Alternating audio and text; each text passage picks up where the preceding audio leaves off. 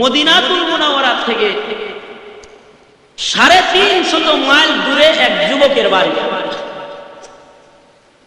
যুবক যাইব মদিনাতুল মুনাওয়ারায়, রওনা দিছে। 350 মাইল মরুভূমির পথ পাড়ি দিতে হবে, পাথর পিচ্ছিল পথ, বন্দুরগিরি পথ, পাহাড়ি অঞ্চল, মরুভূমির রোদ্রের ভিতরে পার হয়ে 350 মাইল পার হইলে তারপরে মদিনা। এত দূরে তার বাড়ি।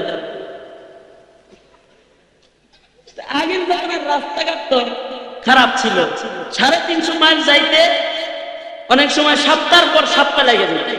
পাহাড়ি এরিয়া, বিশ্রাম নিত, আবার যেত, আবার বিশ্রাম নিত, আবার যেত। মরুভূমি তো রোদ্রের বেলায় চলা যেত না, রাত্রে চলতো, যদ্দূর আগায় রাত্রে আমদাম না। আর মরুভূমিতে চললেই ক্লান্ত হয়ে যেত অল্প সময়। এই নওজোয়ান যুবক, এক যুবক 350 মাইল দূর থেকে মদিনায় যাত্রা আরম্ভ করছে। মোটামুটি 150 মাইল চলে গেছে, অর্ধেক রাস্তার বেশি অতিক্রম করছে। প্রায় দিনের বেলায় খুব ক্লান্ত হয়ে গেছে, দিনে সফর। তো মনে মনে একটা খেজুরের বাগান তালাশ করতেছে। যদি খেজুর গাছের ছায়া পাওয়া যায় তাহলে বাগানে নিরাপদে একটু ঘুমাইলাম। সামনে যাই দেখে একটা খেজুরের বাগান, ভিতরে ঢুকে নিজের উটটা খেজুর গাছের গোড়ায় বাঁধা নিজে ছায়ার মধ্যে ঘুমাইছে। ক্লান্ত মানুষ, শুইতে দেরি হয়েছে, ঘুমাইতে আর দেরি হয় না। কিন্তু এই উটটা খেজুর গাছের গোড়ার থেকে ছুটে গেছে, দুর্বল বাদন হয়েছে, হাঁটাহাঁটি করতেছে। উট এমন জায়গা দিয়ে হাঁটতেছে যে জায়গায় চারা বুনছে, চারা খেজুর গাছের চারা চাষ করতেছে যেখানে, ওইখান দিয়ে উট হাঁটা শুরু করছে। খেজুরের বাগানের মালিক ক্ষিপ্ত হয়ে গেছে। বুড়া মানুষ লাঠি বর দিয়ে হাঁটে।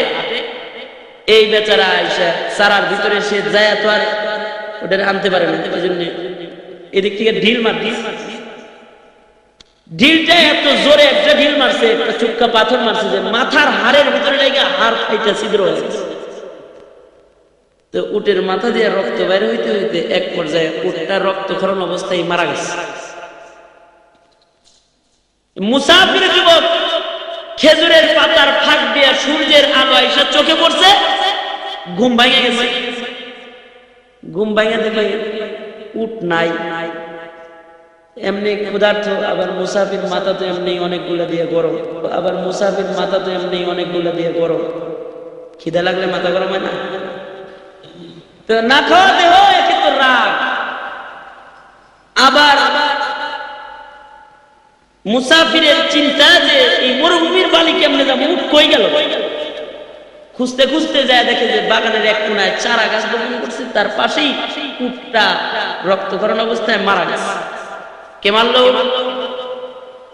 এক বুড়া চাচা বসে আছে। চাচা মিয়া স্মরণ মনা মুসলমান, সেও মুসলমান। চাচা বলে ফেলছে আমি মেরে ফেলেছি। রাগের মাতালে আর নিজের কন্ট্রোল রাখতে পারে না, চাচারে এমন পিটাইছে। পিটানি খায় চাচাও এক পর্যায়ে অজ্ঞান হয়ে, চাচা দুর্বল মানুষ, চাচাও মারা গেছে। কিন্তু মুসলমান যদি কোনো অপরাধ করে তাহলে মুসলমানের অনুশোচনা আসা চায়। বউ তালাক দেওয়ার পরে যেমন অনুশোচনা আসে, আহারে কি করলাম, তখন হুজুরে যায় হালাল করে দেন, হ্যাঁ হালাল। ও তো এরকম ঠিক মানুষ মারার পরে হুসাইছে, করলাম কি? হাসরের ময়দানে খুনি হয়ে দাঁড়াবো আল্লাহর কাছে, ভয় এসে খুন করে আর যায় না, দাঁড়ায় রয়েছে। বিকাল বেলায় পুরার 2 সন্তান খেজুরের বাগানে আসছে বাবার সন্ধানে। বাবার লাশটা পড়ে আছে, পাশে একটা মরা উট দেখা যায়। নওজোয়ান এক মুসাফির যুবক পাশে দাঁড়ায় রয়েছে। 2 সন্তান এসে রেখে বলে, এ নওজোয়ান যুবক, জানো কি আমাদের পিতারে কে মারলো? যুবক বলে, আমি মুসাফির, আমি মেরে ফেলছি, আমি মুসলমান। তুমি মারছো, আবার দাঁড়ায় রয়েছে, পালাও নাই তুমি? বলেন না, মাথা গরম রাগের অবস্থায় মেরে ফেলছি, আমি তো আসামি হয়ে গেছি। ভাইজান তোমরাও তো মনে হয় মুসলমান, আমি তোমাদের হাতে ধরা দিয়ে দিলাম আমি তোমাদের বাবার খুনি আমি। সুতরাং ভাই শরীর আদালতে চলে যাই, আমি খুনি, আমার খুনের বিচার হয়ে যায়, দুনিয়ায় অপরাধের শাস্তিটা দুনিয়ায় পাওয়া যায়। ভাই রে, দুনিয়ার আদালতে এখন যাইবার চাই, এখান থেকে পালায়ন করে আল্লাহর দরবারে হাসরের ময়দানে খুনি হিসাবে দাঁড়াতে চাই না। বাপ হারা গেছে, যুবক দুইটাও তো খেপা, নওজোয়ান নিয়ে মদিনাতুল মুনাওয়ারার দিকে রওনা দিছে খলিফাতুল মুসলিমিন হযরত ওমর ফারুক। আচ্ছা, বিচার দিয়ে দিল। খলিফাতুল মুসলিমিন বিচার করলেন, তোমার একটা উট দিয়ে দিলেই তো হইতো, তুমি মানুষ কেন মারলা? হাতের বদলা হাত, পায়ের বদলা পা, নাকের বদলা নাক, কানের বদলা কান, জানের বদলা জান। খুন করছো, খুনের বদলা তোমার গলা কাটা যাবে। জল্লাদকে আদেশ করা হলো, আদেশ কার্যকর করা হোক, ফাঁসির কাষ্টি দিয়ে দাও। খলিফাতুল মুসলিমিন নওজোয়ান যুবককে ডেকে বলে, মরার পূর্বে আপনার কি কোনো মনের বাসনা আছে? তাহলে বলেন, পুরা করা হবে। নওজোয়ান যুবক ডেকে বলে, আমি মুসাফির, আমার মনের একটা শেষ তামান্না আছে, জানি না ওটা পুরা হবে কিনা। বলে কি? বলে আমার বাড়ির থেকেও বহু দূরে এক ইহুদির বাড়ি, আমি ব্যবসার জন্য ওই দূরে গিয়েছিলাম, ইহুদির কাছ থেকে আমি কিছু টাকা বাকি মাল বাড়িতে ফিরছিলাম, ইহুদির মালের টাকাগুলো ইহুদিরে দেওয়া হয় নাই। ওই ইহুদির বাড়ি আমার বাড়ির কেউ চিনে না, ইহুদি আমার বাড়ি চিনে না। মুসলমান হিসাবে বিশ্বাস করে আমার মাল সম্পদ বাকি দিছিল। ও খলিফাতুল মুসলিমিন, আমি যদি এই ঋণ পরিশোধ না করি তাইলে ইহুদি সারা জীবন মুসলমানদেরকে খিয়ানতদার বলে গালি দিবে। আমি আমার ভয় পাইতেছি না, আমি মুসলমান জাতির ভবিষ্যতের ভয় পাই। আমি মুসলমান হয়ে যদি ঋণ পরিশোধ না করি তাইলে ইহুদি সারা জনম মুসলমানদেরকে পরের হক নষ্ট করে খায়, এই কথা বলে বলে গালি দিবে। এজন্য আমারে যদি একটু সুযোগ দিতেন, ঋণ পরিশোধ করে আসার কয়েকদিনের ছুটি দিতেন, তাহলে আমি যে একটু ঋণটা পরিশোধ করে আসতাম, তারপরে বিচার হলে শান্তিতে বলে দিত। খলিফাতুল মুসলিমিন বলেন, 2-4 জন মানুষ তোমার সাথে পাঠানো সম্ভব না, কারণ 2-4 জন তোমার বাড়িতে গেলে তোমার আত্মীয় স্বজন তাদেরকে ফেরত পাঠাইবো, এটাও তো গ্যারান্টি নেই। তুমি এক খুনি, আর 10 জনে মিলে আমার 3 লোককে মেরে ফেলাই দিলে, আর 3 খুন জোড়া। আর তোমার সাথে যে এই মুহূর্তে 20-25 জনের কাফেলা পাঠিয়ে দিব, এটাও সম্ভব নয়, কারণ সাহাবায়ে কেরাম এখন যুদ্ধের ময়দানে দলে দলে মুসলমানরা জায়গায় জায়গায়। সুতরাং একটা প্রসেস আছে, তুমি যদি এটা করতে পারো তাহলে তোমার ছুটি পাওয়া যাইতে পারে। সেটা হলো, তুমি তোমার পক্ষ থেকে তোমার একজন আত্মীয়রে আমাদের কাছে আমানত রাখো, তুমি যদি না আসো আর ওই 2 যুবক যদি বিচার দাবি করে, তাহলে তোমার জায়গায় তোমার আত্মীয়রে জবাই দিন, তুমি যে বিচার ঋণ পরিশোধ করো। আর যদি তুমি নির্ধারিত সময় চলে আসো, তাহলে তোমার আত্মীয়রে ছেড়ে দিলাম, তোমার বিচার করে তোমার ছেড়ে দিলাম। কথাটা যুক্তিসঙ্গত। নওজোয়ান যুবক দেখে বলে, খলিফাতুল মুসলিমিন, আমি একজন অপরিচিত যুবক মদিনার, এই মদিনায় আমার কোনো ভাই নাই, এই মদিনায় আমার মা বাবা আত্মীয় স্বজন কেউ নাই। ও খলিফাতুল মুসলিমিন, আমার বাপ যদি মদিনায় থাকতেন তাহলে আমার বাবা আমার জিম্মাদার হইতেন, আমার মা যদি এই মদিনায় থাকতেন তাহলে আমার মা আমার জিম্মাদার হইতেন। মদিনায় যদি আমার একটা জোরের ভাই থাকতো, জোরের ভাই চাইতো না আমি ভাই ঋণ রাইখা কবরে যায়, আমার ভাই আমার জিম্মাদার হইত। আমার কোন আত্মীয় স্বজন মদিনায় নাই, সুতরাং আমার কোন জিম্মাদারও আমি পাবো না তালাশ করে। তাহলে আমার মৃত্যুদণ্ড কার্যকর করে ফেলান।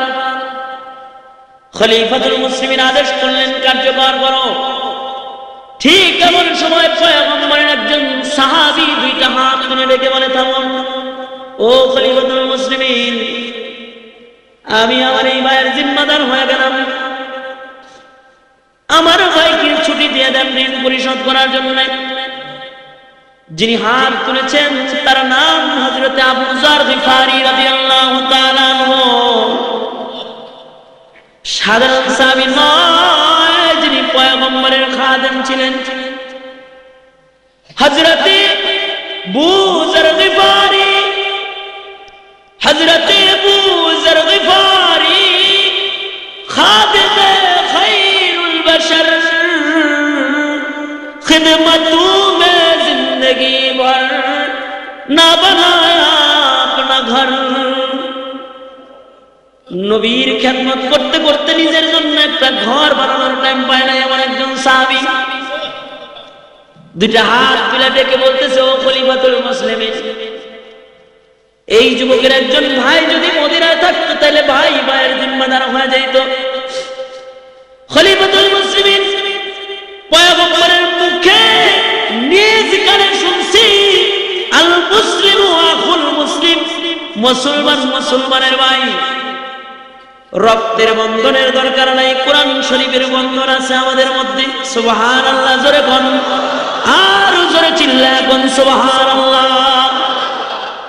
আমি আমার ভাইয়ের জিম্মাদার, আমার ভাইয়ের ঋণ পরিশোধের জন্য ছুটি দিয়ে দেন, আমি জিম্মাদার হয়ে রয়ে গেলাম। খলিফাতুল মুসলিমিন নতুন করে বিচার সিদ্ধান্ত লিখলেন, আবার নতুন করে, যাও যুবক, তোমার 1 মাসের ছুটি দিলাম। আরবি মাসের প্রথম শুক্রবারে জুমার নামাজের আযানের পূর্বে তুমি মদিনায় প্রবেশ করবা। যদি তুমি মদিনায় জুমার নামাজের পরেও না আসো, তাহলে তোমার জায়গায় তোমার জিম্মাদার ভাই আবু যর গিফারির মৃত্যুদণ্ড প্রদান করা হবে।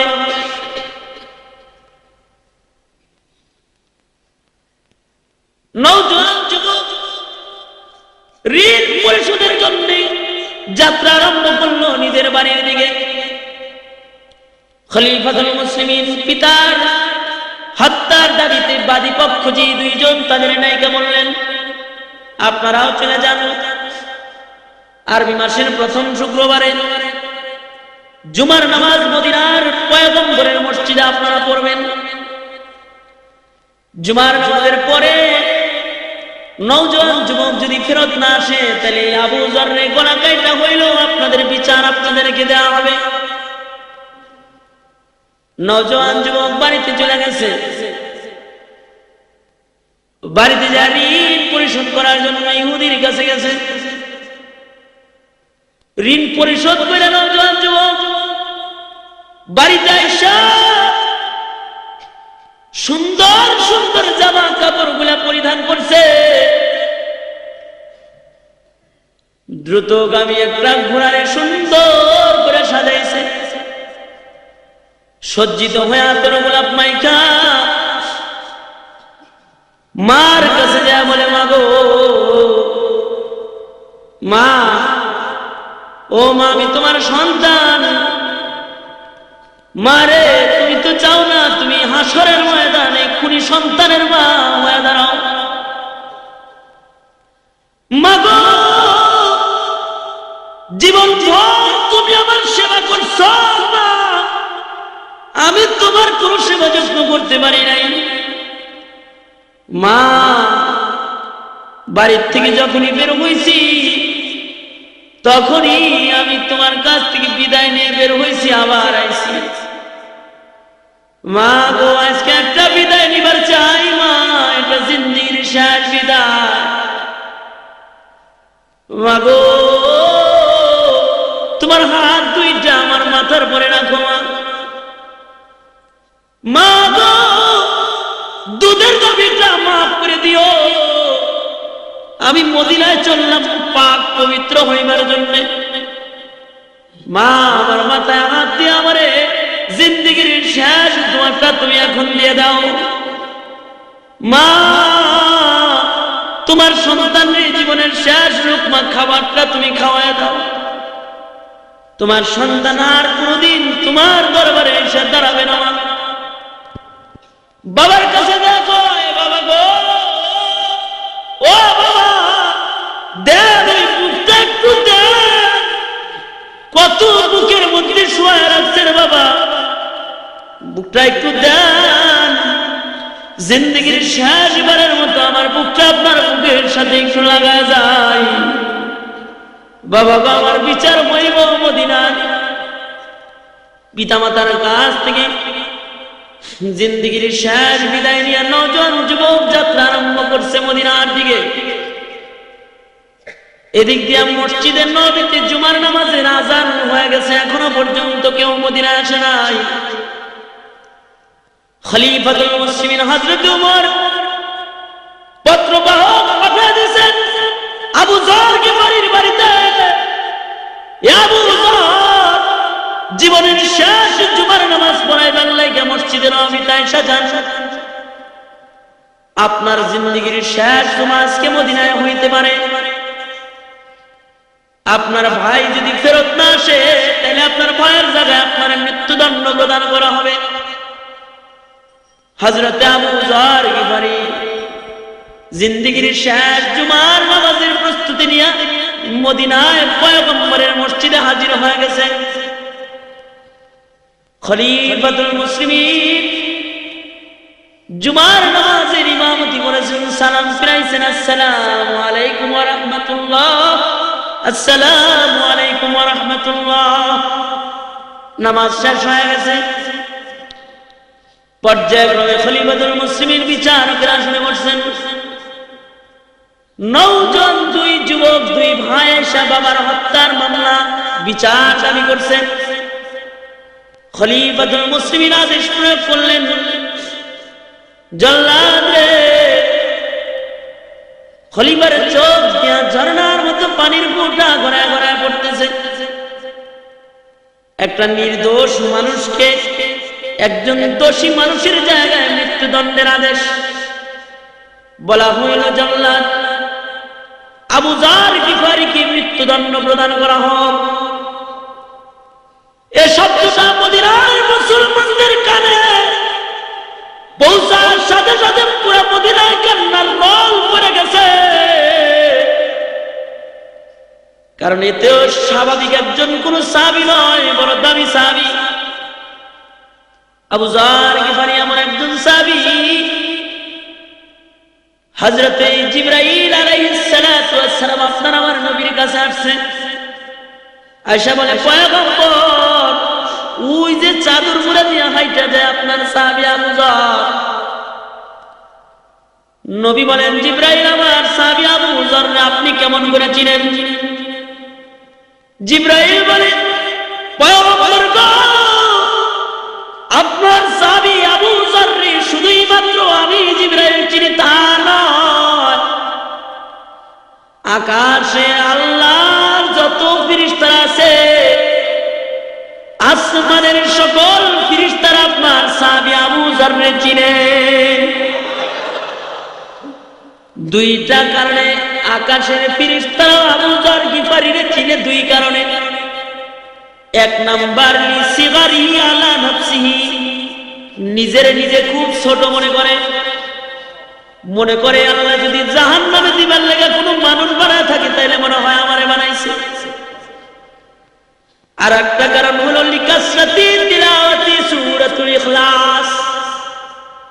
সূরা ইখলাস নামে একটা সূরা আছে, যা 3 বার পড়লে খতমের সওয়াব জমা করা হয়। কুল হুয়াল্লাহর সূরা এমন একটা সূরা, যা 3 বার পড়লে খতম কোরআন শরীফের সওয়াব হয়। আবু যর এই সূরাটা এত বেশি তেলাওয়াত করে যে তার আমলনামায় এত খতমের সওয়াব আছে, যা অন্য কোন মানুষের আমলনামায় নাই। সুবহানাল্লাহ। মদিনার লোকেরা কাঁদবে, নির্দোষ একটা মানুষের জায়গায় এমন একজন বরকতি মানুষ মৃত্যুদণ্ড প্রদান করা হবে রে। মদিনার সবাই কাঁদতেছে, কিন্তু একজন হাসে। হযরত আবু যার গিফারি হাসতেছেন। লোকেরা বলে, আবু যার তুমি হাসো কেন? হাসো? আবু যার বলে, তোমরা কেন কাঁদো? কাঁদো না, আমি আমার নবীর শাফাত কিনতেছি, আজকে শাফাত খরিদ করতেছি আমার নবীর। হাসরের কঠিন ময়দান যেদিন শুরু হবে, আমার পয়গম্বর একজন কালেমাওয়ালার জন্য বাচ্চাওয়ালা মুরগির মতো উড়াল দিয়া কালেমাওয়ালার পাশে এসে দাঁড়ায় যাবে। যে পয়গম্বর একজন কালেমাওয়ালার জন্য বাচ্চাওয়ালা মুরগির মতো উড়াল দিবেন, আমি সেই পয়গম্বরের একজন কালেমাওয়ালার জন্য জান বিলাইতে পারতেছি। এই ভালোবাসাটাও তো হাসরের কঠিন ময়দানে আমাকে আমার পয়গম্বরের হাতের শাফাতের কাছে নিয়ে যাইতে পারে। সুবহানাল্লাহ। আবু জাহল গিফারিকে মৃত্যুদণ্ড দেওয়া হয়। জল্লাদ আগাইতেছে ছুরিটা নিয়ে। জল্লাদ এক কদম আগায় তো দুই কদম পিছায়।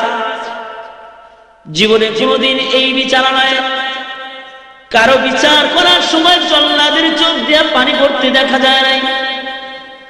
আবু যার গিফারি সামনে জল্লাদ যায় আর চোখের পানি ফেলে কান্দে, কারণ এতদিন বিচারের মঞ্চে আসামিরা উঠাইতো, আজকে একটা জান্নাতি সার্টিফিকেট ওয়ালা মানুষকে উঠাইছে।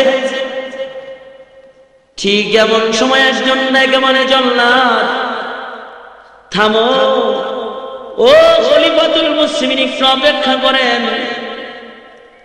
ওই যে নজর করে তাকায় দেখেন মদিনার বালু ঝড় উড়াকে যেন মদিনায় আসতেছে। একটু অপেক্ষা করে, কে আসে মদিনায়? বালু ঝড় উড়াকে যেন আসে, একটু অপেক্ষা করেন। সকলে অপেক্ষা করল। নওজোয়ান যুবক ধুলা মাখা অবস্থায় ওনাকে পাগল বেশে এসে মদিনায় ঢুকছে। ঘোড়ার পিঠ থেকে লাফায় নাই বা খলিফাতুল মুসলিমিনের সামনে যায় দাঁড়াইছে। দাঁড়ায় ডেকে বলে, ও খলিফাতুল মুসলিমিন, রাস্তায় ঘোড়ার জিন পোষ ভাঙা গেছিল, এজন্য দেরি হয়ে গেছে, তাছাড়া নির্ধারিত সময়ে আসতাম।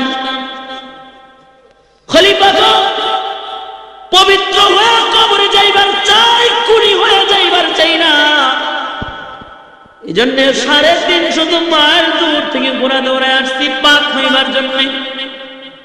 আমার ওই নির্দোষ আবু যার বাইরে নামায় দেন, আমি পাপীর গলায় পাপীর শাস্তি দাতা চাপায় দেন। খলিফাতুল মুসলিমিন হযরতে উমরে ফারুক নওজোয়ান যুবকটারে জড়ায় ধরছে, কপালের মধ্যে চুমা খাইতেছে আর বলতেছে, শোনো যুবক, যেই লোকটা 350 মাইল দূর থেকে পাক হয়ে কবরে যাওয়ার জন্য খুনের সাজা গলায় নিতে ঘোড়া দৌড়ায় মদিনায় আসতে পারে, তারে পাক পবিত্র করার জন্য গলা কাটার দরকার নাই। তারে তো আল্লাহ বহু আগেই পবিত্র জান্নাতি মানুষের খাতায় তার নাম উঠায় দিছে। কিন্তু ইসলামের বিধান মৃত্যুদণ্ড কার্যকর করতেই হবে। এক পবিত্র মানুষের নামায় আর একজন পবিত্র মানুষকে উঠাইতেছে জল্লাদ। মদিনায় কান্নার রোল করছে। ঠিক এমন সময় আরো দুইজন মানুষ দাঁড়ায় বলতেছে, ও খলিফাতুল মুসলিমিন, যেই নওজোয়ান যুবক 350 মাইল দূর থেকে পবিত্র হইবার জন্য মদিনা আসতে পারে, সে কোনদিন ইচ্ছা কইরা মানুষ মারতে পারে না। ও খলিফাতুল মুসলিমিন, আমরা ওই দুই যুবক যারা বাবার হত্যার বিচার আপনার কাছে দিয়া আমাদের এই মুসলমান বাইরে ফাঁসির আদালতে দিয়ে গেছিলাম, ও খলিফা আজকে একটা নতুন দরখাস্ত করতেছি, খলিফা গো, বাপের হত্যার বিচার ক্ষমা করে দিলাম, ওই জায়গা থেকে বাইরে নামা দেন, বুকে করে আপন ভাই বানায় নিজের বাড়ি নিয়ে যায়। এটা হলো মুসলমান মুসলমানের ভালোবাসা। আল মুসলিম আখুল মুসলিম, মুসলমান মুসলমানের ভাই। এজন্য আল্লাহর তিনটা আদেশ, এক নাম্বার ইনসাফওয়ালা হও, দ্বিতীয় নাম্বার ভালো আচরণওয়ালা হও, সুন্দর ব্যবহারওয়ালা হও, একজন আরেকজনের জন্য জানের জান হয়ে যাও। যদি মোহাব্বত আমাদের মধ্যে থাকতো, সারা পৃথিবীর মুসলমানরা যদি একজন আরেকজনকে ভালোবাসতাম, আল্লাহর কসম করে বলতে পারি ওই লাল চামড়ার কুকুররা আপনার আমার পয়গম্বরের ব্যঙ্গচিত্র এঁকে আপনাকে বেইজ্জতি করতে পারতো না।